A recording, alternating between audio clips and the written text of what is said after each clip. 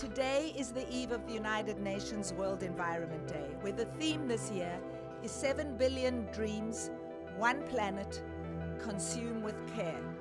OzHarvest is here today to address an issue that is close to our hearts, one that we deal with day in and day out: food waste.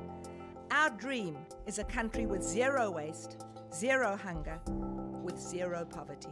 We waste 4 million tons of food, and it costs the average family at least $1,000 because that is what research shows they have wasted. So it is time for individual action as well as collective action. A couple of weeks ago, French legislation passed in the National Assembly a law that encourages supermarkets to rethink their food waste. The UK, Germany, and Austria have all set ambitious targets. Think.Eat.Save is the campaign we are launching today to encourage members of the public to reduce food waste at home and make a pledge to reduce their food waste. Australians want this. This is something that touches all of us in the room. I urge you to join our movement to Think.Eat.Save, and I look forward to finding solutions together with all of you to create a society that values food and takes responsibility to minimize food waste. Thank you. To reduce poverty, reduce waste, and to reduce emissions, those three things together are fundamental. And the figures so far, and I say so far because you are not at the end of the journey, you are really moving to the next great stage of the journey, speak for themselves. 12 million kilograms, 35 million meals. For those of you wondering, that's a portion size of approximately 300 grams per meal. But those two numbers, the reduction in waste, and I think even more importantly, the reduction in uncertainty for those who are seeking their next meal, are fundamental Australian achievements. I want to announce today, at this moment, that in a true multi-partisan spirit, I will invite my colleagues, Mark and Larissa, and any of the crossbench who may wish to do so, into a dialogue to establish a National Food Waste 2025 strategy. Let's set that decade-long task, let's do it together, and to the extent that the Parliament needs to take steps, we will look at that, and we'll do this in the best of faith, because at the end of the day, it is an emissions reduction method. It is a waste method, but first and foremost, it's about dealing with those who are homeless or hungry or uncertain or living with the great anxiety of wondering where their next meal, or even more importantly, where their children's next meal may come from. I can also announce we are establishing under the Emissions Reduction Fund a methodology for accounting, for recognising and encouraging food waste recovery. And so that means that we can provide additional support on the basis of lowest cost abatement. What that means in addition is we can reduce waste and reduce emissions whilst supporting what this sector is doing in addition to where they are now. Everybody who is here, those involved in Think, Eat, Save, you are providing meals, you are the bridge between those with food and those without food. And I am delighted to officially launch on the eve of World Environment Day OzHarvest's Think, Eat, Save campaign. Thank you, Greg, for the invitation to participate in a multi-partisan strategy about food waste. I think that's a great initiative, and we'd be very happy to do that, as I'm sure other parties in the Parliament would be as well. It's great in this portfolio to bump up against OzHarvest again. And Ronnie, in the previous government I held a range of social policy portfolios and first had the pleasure of meeting Ronnie and dealing with OzHarvest when she was, as has been mentioned, made the local hero in the Australia Day Awards in 2010, and she was part of an extraordinary triumvirate that year.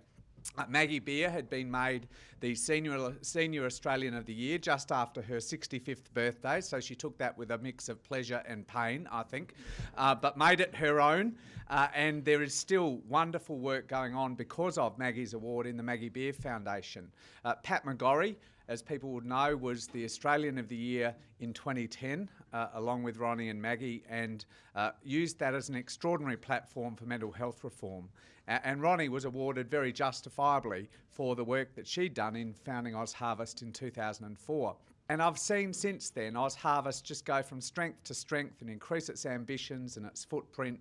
I think Greg used a biblical analogy. I'll use the old adage that if you give a person a fish, they'll eat for a day.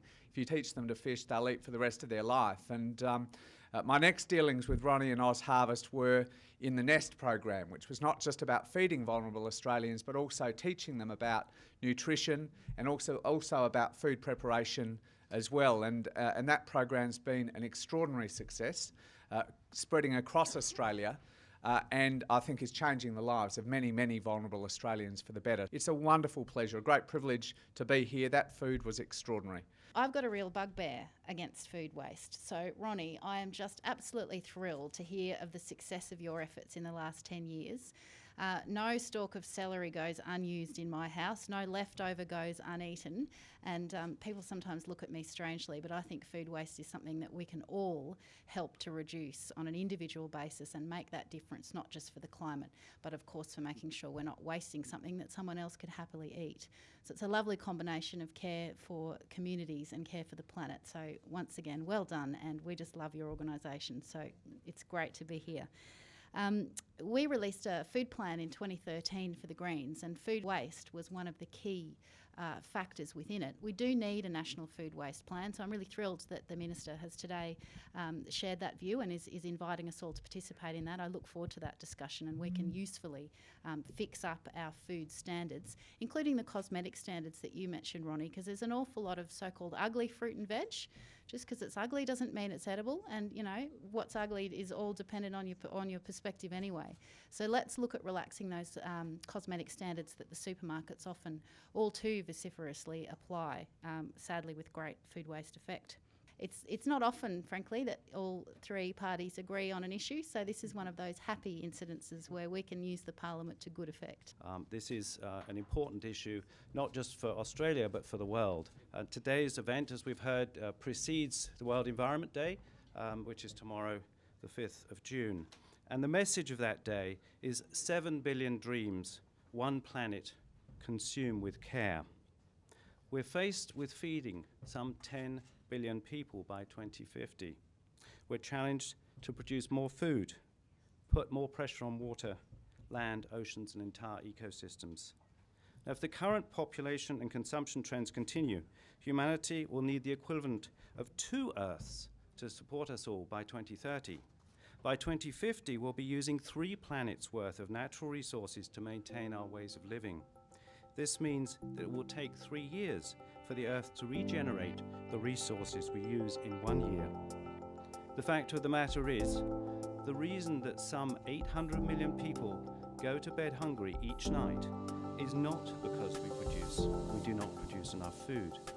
Research shows that the world produces more food than is actually needed. The issue is that the food is lost along the supply chain or wasted due to poor consumption decisions. Both UNEP and the UN Food and Agriculture Organization have pointed out in recent years that at least 1/3 or 1.3 billion tonnes of food produced is wasted. Where's Ronnie? Thank you, Ronnie, for all you have done on behalf of the UN and on behalf of UNEP. You and your team, we're delighted that we can join with you in this program and that we're able to launch it again for another year this year. Nationally, regionally and globally, we need to take immediate action to save food, improve livelihoods and conserve the environment. Solutions and opportunities exist, as I think we're seeing, but we need to seize the moment and create the needed momentum. And that momentum is growing in this year 2015, a year of action. It is an agenda which we have a collective responsibility, and one whose success is imperative for the future of our planet. That's what we're highlighting today, and that's what we're working together towards. So thank you all for listening to these words.